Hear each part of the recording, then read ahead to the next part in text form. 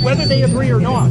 So I would say that there are undoubtedly people, I would say, on both sides of the argument who are going to and are misinterpreting what I'm saying. But I don't think that invalidates what I'm doing, because the majority of people don't seem to be responding. So then, okay, so for the first lecture, I felt like, as you can see, all they are contributing to the discussion right now is emotional noise. This is not a Yeah, well, no, I'm not trying to correct your remembrance, but the second one was more structured. Yeah, well, the second one I felt like, I think it was the second one where I felt like you were like really speaking like out of emotion and fear, and like when you were talking about, you were stating a lot of literature or lack thereof, or studies or lack thereof, in speaking on, for example, the impact that the lack of diversity has on a corporation, for example, in regards to creativity. And so I felt like well, we don't want to necessarily make the case that we want to increase diversity to increase creativity. It's a weak argument. Okay. But we want to increase diversity to remove prejudice. Okay, but the thing is that one, like, we talk a lot about frames and like operating from a specific frame. And I think that it's really important for you to acknowledge that you're operating from a very specific frame as well. That there are certain things that you just never understand, right? No matter how much you engage in the community, how many studies you read, how many like other academics you speak to, no matter how much you psychoanalyze, there's just like a frame that you won't be able to present. And so to speak about something that is so real and so personally impressive for people that live in reality. What are you speaking about? I'm speaking about the way that your approach to discrediting the important, to discrediting communities that are taught to speak about oppression. Is Dr. Peterson still here? And I think that if that's not your point, it's a misunderstood. I have some words for you. I thought even your supporters of University of Toronto. well, in Iraq and Iran, there's real oppression going on. This is not real oppression. And I think that that's problematic. So, these studies talk about something that is honestly, you can never get anything that way. This is becoming like oppressive.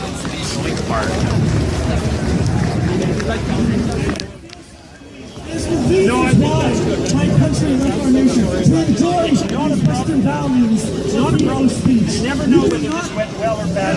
One of the things that's not how human beings are. It's really trippy. I feel very uncomfortable here. I'm not like here, but so I kind of feel like You're here. yeah. That's brave. But so I feel like it's that approach that is also bothering me. Yeah. This approach where it's like I'm gonna rationalize this situation as a white man, a white academic man. No, I gotta stop you there. Can you just for a second. Okay. Because I never introduced race into this dialogue, and I'm not treating you like a black woman. I'm treating you like a human being. And so to introduce race into the dialogue, I don't think it's helpful. I don't think it's helpful for what you're after, and that's partly why I'm doing this. I think that our society has become so obsessed with group identity that we're pushing in a counterproductive direction. Okay, so I think that I disagree with that. Yeah, fair enough. Because I bring my lived experience into everything that I do as a black woman. Yeah. The way that I view this world, the oppression that I feel, and the way that I operate and maneuver is very much as a black woman. And I was racialized. I've been made aware of my race in a lot of ways. Right? Are you a student? No. Oh. Just curious. Yeah, I just like to follow messages. And so for me, I think it's important to acknowledge your circle of competence. Yeah. And so to speak on things in such a sterile way, to discredit it, what do you it's think, not an argument what do you for think me. I'm discrediting? The oppression. They need to talk about it. No, definitely not. Definitely not discrediting. But I think that, and I'm glad that you're here, and I think that talking about oppression is just exactly what we need. What we don't need is failure to talk about oppression. Okay, so what's your main argument? Is your main argument that the legislation needs to be clearer, or is it the fact that they are taking, they're criminalizing people that don't, that they're potentially going to criminalize people that don't have intent? That don't have speak intent. the right words. That's my problem. They're going to criminalize not speaking the correct words. And we're not going there. I'm not going there, I can tell you that. That's not a good thing. Okay. And the fact that it happens to arise out of this particular issue, Yeah. you know, the transgender issue, it has to arise somewhere. But I think that the principle that I'm discussing transcends any of the localized elements of its argument. Okay, so I feel like that is a valid argument Yeah. where it's like, I feel like making sure that the legislation is clear in defining what is hate speech. And Actually, I just as soon we got rid of the whole hate speech thing, because I think it's unbelievably dangerous to drive people who hate underground and not let them talk. And it's partly because you don't know where they are, and you don't know what they're doing, and you can't refute them. okay, but so I think where I draw the most issue is like I was like, okay, the core of your argument makes sense. I can kind of understand it. Okay. But where you draw that line, I don't understand. Like Yeah. the example you Look, use that's of a not tough using one. gender That's a tough pronouns, like I just don't get it. Yeah? At all. Oh, well, I can tell you a bunch of things about that briefly. I'm going to just stick to the one thing for now. Okay. I think that we are in danger of crossing a very dangerous legislative line. There are reasonable restrictions that can be placed on what people can say, can't say. But you cannot force people to mouth words. It's not good. And seriously, the transgender issue, there's another issue associated with that. And the issue is that we don't understand the biological or cultural foundations of human sexuality well enough, in any sense of the word, to bring premature closure to the discussion. And we are actually doing that. So in that argument, I don't think it doesn't hold much validity to me because for a person that is in an oppressed community or that Yep. feels oppressed, right? yeah. If they're asking for, so to that answer, I said to what end? So to what end? So at the what end of end? this, Yeah, that's the question. right? That's the question. But so it's like at the end of all this research, Yeah. I'm not. and you conclude whatever you need to conclude in order to rationalize it.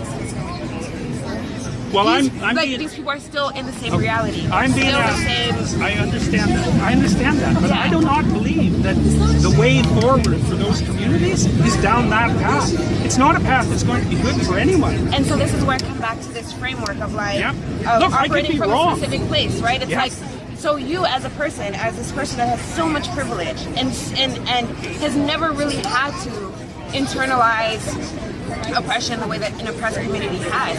Well, you Can don't know speak- much about my background, so I wouldn't make presumptions. like Okay, that. but I'm saying the way that oppressed community has. So we live in a white supremacist society. That's just Don't buy it. We don't live in a white Wow, supremacist okay. society. Okay. No, look, if you Can I think just this is a finish my white argument? supremacist society, you should read some history. Can I just finish my argument? So this is my argument, and then this is probably where the disagreement occurs. Yeah. But so I feel like as that person, you can't speak for a community that has already organized and spoken about what they need in order to. Why should I assume that the people who are speaking for that community are valid representatives of the community? Merely because they put themselves forward as that? We have a democracy so that people can elect representatives that have credibility. Anybody can stand up and say, I'm representing community X. That doesn't give them legitimacy apart from the integrity of their argument. So I'm not convinced at all that the people who are speaking out on behalf of X community are legitimate representatives of those communities. It's because they happen to belong. Like, I'm not a legitimate representative of white men. I'm just me. Now, I also have to be white since we have to have that discussion. But that doesn't make me a representative of white people. Or it does. If it does, it does it in such a staggeringly peripheral way. Yeah. No, but it doesn't. I know your goal. I should stop. I know who you are, Jordan You Peterson. did a phenomenal job of articulating your arguments, by the way. So keep it I up. was wrong. Keep the goals out. Keep the Roman Empire pure. I'll follow this. Yeah, well, I know, right on. Yep. I'm a racial realist, Yep. okay? A big part of it. This is real.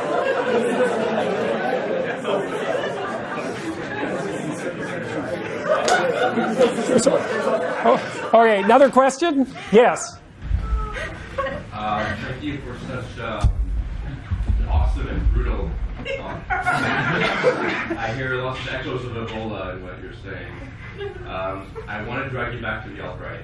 Oh yes, the alt-right, yes. One of the core, and I think it's one of the most avant-garde political movements we have right now, and at the core of the alt-right is a belief in ethnic nationalism, but not the sort of oppositional nationalism that we all know. It's more of a Frank Salter, Verdugan universal nationalism. Do you think this core belief of the alt-right is flawed? Is it laudable? Is it reprehensible? Or? It's incomplete. It's incomplete. I mean, it's identification with the Father, and that's necessary. But the purpose of identification with the Father is to become the Son, right? And I mean that in all of its symbolic manifestation. And the problem with nationalism is that it forgets that. It forgets that the purpose of the nation is to give rise to the individual. And what's happened now, because our identities have become fragmented, is that there's a call to reconstitute the Father. And that's at the core of the alt-right thinking. Well, that's the benevolent part of the alt-right. I mean, there's a downside, there's a negative side to everything. I mean, one of the things that's quite disturbing about the alt-right is its continual proclivity to degenerate into anti-Semitism. And I see that in the comments, for example, on my videos continually. So it's oversimplified. And there's also no true recognition, or not sufficient recognition, that the state is also a pathological monster.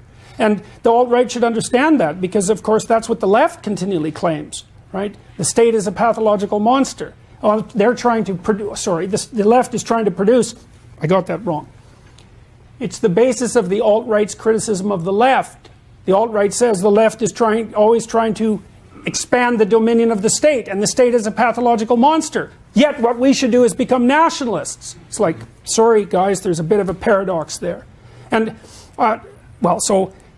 so that's basically what I would say about that. It's not surprising, and as long as the radical left keeps pushing the way they keep pushing, then the alt-right is going to continue to grow. Although it's also very difficult to tell now to what degree, to how large the movement is, or how serious it is, or any of those things at the moment.